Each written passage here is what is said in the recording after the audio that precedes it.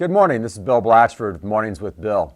I've got a coffee cup here honoring the Beatles' 50th anniversary. And of course, Clay and I were talking this morning about when that, of course, Clay is not old enough to remember, but I am, when they came out and how radical they looked, and all the adults were all upset about their long hair. But of course, like I say, if you've got it, do whatever you want with it. But this morning I'd like to talk about something a little more serious.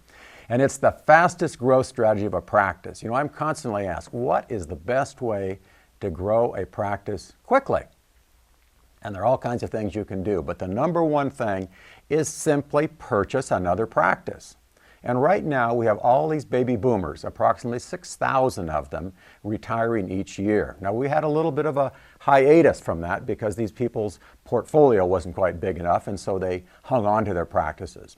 But due to supply and demand, the practice prices are a little bit higher. But here's what I want you to think about.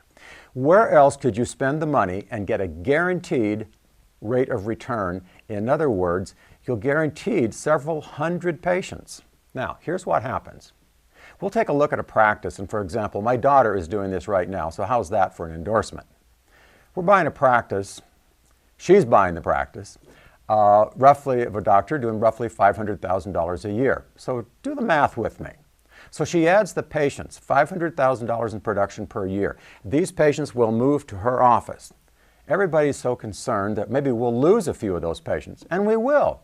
But remember, you lose 20% of your patients every year anyway. So yes, we'll probably lose 20, maybe 30%.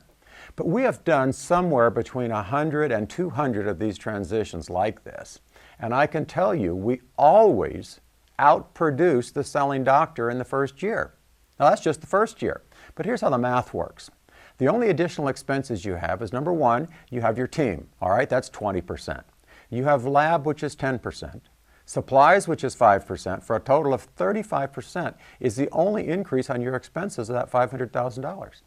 So that leaves 65% of that net profit, which goes to your bottom line. Now, out of that 330 that's left, you are going to have to make your payment to the bank, which will be approximately $50,000 a year. Do the math. That's a pretty good deal.